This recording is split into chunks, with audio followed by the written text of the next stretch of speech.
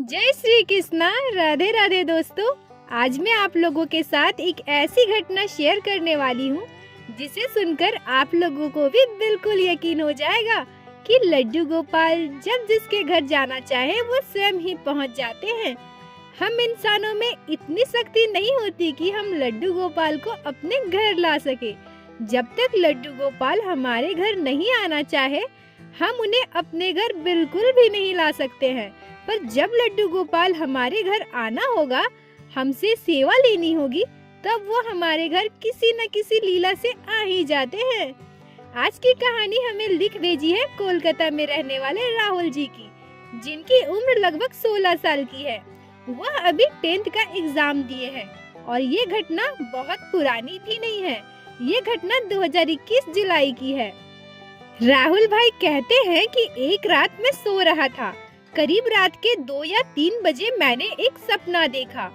मेरे घर से कुछ ही दूर में 1 या 1.5 किलोमीटर के लगभग, जिधर मैं डेली ट्यूशन के लिए जाया करता था, उसी रास्ते में एक बड़ा तालाब पड़ता है और उसी तालाब के किनारे एक बड़ा सा बरगद का पेड़ भी है।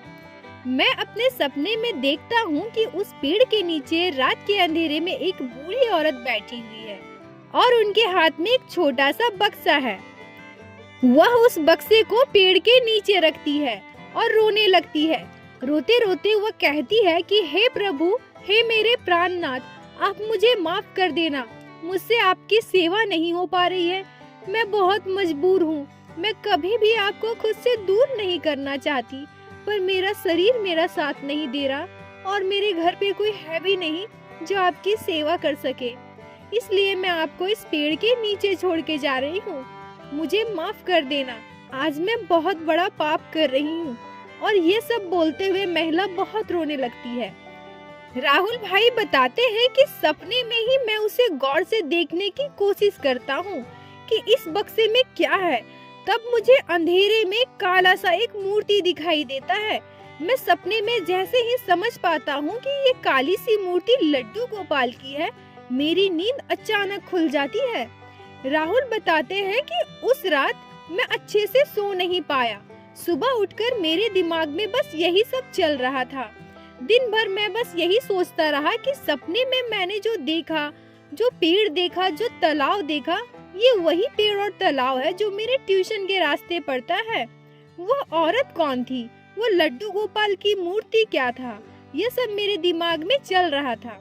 दोपहर को मैंने सोचा कि क्यों ना एक बार मैं वहाँ पे जाके देखूं, पता करना चाहिए। क्यों मेरा दिल नहीं मान रहा था। मैं अपना साइकिल उठाया और उसी रास्ते से तालाब के पास जाने के लिए निकल पड़ा। जैसे ही मैं तालाब के पास पहुँचा, उस पेड़ के नीचे जाकर देखा तो मेरी आंखें खुली की खुली रह गई। मैंने जो बक्सा अपने सपने में देखा था, वही सेम बक्सा वहाँ पे रखा हुआ था। उस बक्से को जब मैंने खोलकर देखा तो उसमें वही लड्डू गोपाल थे जो मैंने सपने में देखा था। उस प्यारे से लड्डू गोपाल की सूरत देखकर मैं मोहित हो गया। मैंने इससे पहले बहुत से लड्डू गोपाल देखे। मेरे घर में भी लड्डू गोपाल की पूजा होती है, परंतु इस लड्डू गोपाल ने मुझे इतना मोहित कर दिया था कि इनमें से मेरी आंखें ही नहीं हट रही थी। राहुल आगे कहते हैं कि मैं वहाँ खड़ा होकर सोच रहा था कि मैं क्या करूं। मैंने घर में भी किसी से पूछा नहीं है और मेरी उम्र भी उतनी नहीं है कि मैं खुद कोई डिसीजन ले सकूं। यह सब सोचते हुए राहुल भाई डर गए।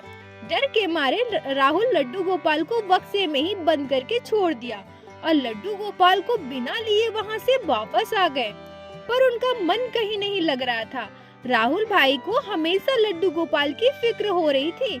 उसके आगे वही लड्डू गोपाल का चेहरा घूम रहा था। वो समझ नहीं पा रहे थे कि ये सब क्या हो रहा है। उसी रात को बहुत जोर की बारिश हुई। सुबह जब राहुल उठे तो उनका दिल नहीं मान रहा था। वो सुबह उठकर सबसे पहले लड्डू गोपाल से मिलने उस पेड़ के नीचे चले गए। राहुल भाई कहते हैं कि जब मैं पेड़ के नीचे गया तो वो बक्सा अभी भी वहीं रखा हुआ था। लड्डू गोपाल बारिश में बिल्कुल भीग गए थे।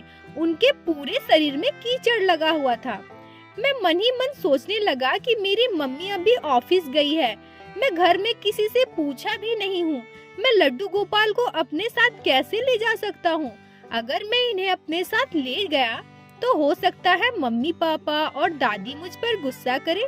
ये सब सोचकर लड्डू गोपाल को फिर बिना लिए राहुल जी वापस आ गए। राहुल भाई कहते हैं कि उसी रात जब मैं सो रहा था तो मुझे उसी लड्डू गोपाल का फिर से सपना आया। मैं सपने में देखता हूँ कि लड्डू गोपाल कीचड़ में सने हुए हैं और उसी बक्से में बैठे हैं जैसा मैं देख कर आया हूँ। और लड्डू गोपाल मुझसे कहते हैं, भैया ओ भैया, आप मेरे साथ ऐसा कैसे कर सकते हैं? मैं यहाँ पानी में गीला हो गया हूँ और मेरे पूरे शरीर में कीचड़ लग गया है। मैं तो आपके साथ आपके घर आना चाहता था। मुझे कितनी भूख लगी है, आप मुझे यहाँ छोड़कर चले गए। राहुल भाई आगे कहते हैं कि मेरी नींद अचानक से खुल गई। मैं उठकर बिल्कुल बैठ गया। मन ही मन विचलित हो रहा था। मैं समझ नहीं पा रहा था कि मैं अब क्या करूं। अगले दिन होली का त्योहार था। मेरे घर में लड्डू गोपाल है तो होली का त्योहार बहुत ही धूमधाम से मनाया जाता है। लड्डू गोपाल की पूजा बहुत ही धूमधाम से होली वाले दिन मेरे घर पे होती है। होली के दिन सभी लोग पूजा पाठ में बिजी थे, पर राहुल का मन कहीं नहीं लग रहा था। राहुल भाई ने बिना कुछ सोचे समझे साइकिल उठाया और उसी पेड़ के नीचे तालाब के पास चले गए। राहुल भाई वहां जाकर बिना सोचे समझे लड्डू गोपाल को अपने साथ अपने घर लेकर आए। लड्डू गोपाल को घर लाकर वो सबसे पहले अपने दादी के पास गए और दादी को सारी बातें समझाई। दादी जी राहुल से कहती हैं कि लड्डू गोपाल तुमसे सेवा लेना चाहते हैं। लड्डू गोपाल तुम्हारे साथ हमारे घर आना चाहते थे। हमारे पास तो एक लड्डू गोपाल पहले से ही है। कोई बात नहीं, हम इनकी भी सेवा कर लेंगे। लड्डू गोपाल जब जिनके घर जाना चाहे उन्हीं के घर आते हैं। नहीं तो सोचो कि उस रास्ते से कितने लोग गुजरे होंगे। किसी की नजर क्यों नहीं पड़ी लड्डू गोपाल पर या उस बक्से पर? इसका मतलब ये है कि लड्डू गोपाल तुमसे सेवा लेना चाहते हैं। तुम जाओ, अपने हाथों से लड्डू गोपाल को स्नान करवा के मंदिर में स्थापित कर दो। राहुल लड्डू गोपाल को अच्छे से स्नान करवाकर मंदिर में स्थापित करके उन्हें भोग लगाता है। थोड़ी देर के बाद जब राहुल की दादी यह बात राहुल के मम्मी को बताती है तो राहुल की मम्मी बहुत ही गुस्सा हो जाती है। वो राहुल से कहने लगती है कि तुम ऐसा क्यों किए? हमारे घर में पहले से एक लड्डू गोपाल है, हम उनकी सेवा करते हैं, तुम फिर से एक लड्डू गोपाल ले आए। राहुल कहते हैं कि मेरी मम्मी के गुस्सा से मैं बिल्कुल ही डर गया था, पर जब मेरी दादी ने मम्मी को समझाया तो मम्मी बिल्कुल शांत हो गई। उसके बाद शाम को मम्मी ने मुझे पैसे दिए और कहा, राहुल जाओ लड्डू गोपाल के लिए कुछ वस्त्र और उनके लिए कुछ गहने लेकर आओ। मैं बहुत खुश हो गया और मार्केट गया।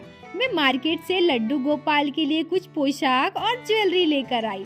अब लड्डू गोपाल को हमारे घर में 1 साल से ज्यादा हो गए हैं। जो माँ मुझे उस दिन उतना डांटी थी, लड्डू गोपाल को तुम क्यों लेकर आए, वो आज स्वयं मुझसे कहती है, राहुल तुमने बहुत अच्छा किया जो लड्डू गोपाल को अपने साथ हमारे घर लेके आए। लड्डू गोपाल तुम्हारे साथ ही आना चाहते थे और लड्डू गोपाल के आने के बाद हमारे घर में बहुत ही तरक्की हुई है। लड्डू गोपाल की कृपा से 1 साल में हमें बहुत कुछ मिला है। बोलो बाके बिहारी लाल की जय, लड्डू गोपाल की जय, जय जय श्री राधे। दोस्तों, लड्डू गोपाल को जब जिनके घर जाना हो वो चले आते हैं।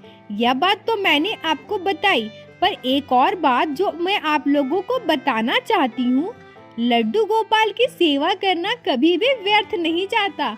जो जगत के पालनहार है वह इतने कृपालु है कि वह मात्र हमारे सेवा भाव से प्रसन्न हो जाते हैं। उन्हें किसी भी बाहरी दिखावट या तामझाम की आवश्यकता नहीं होती। दोस्तों, अगर आप लोगों को आज की यह लीला कथा पसंद आई हो, आपके दिल को छुई हो, तो कृपया वीडियो को लाइक करके अपने दोस्तों के साथ शेयर जरूर कीजिएगा और चैनल को सब्सक्राइब कीजिएगा, ताकि आने वाले समय में इसी तरह से श्री लड्डू गोपाल श्री बाके बिहारी की लीला कथा आप लोग हमारे चैनल पे सुन सके। राधे राधे दोस्तों।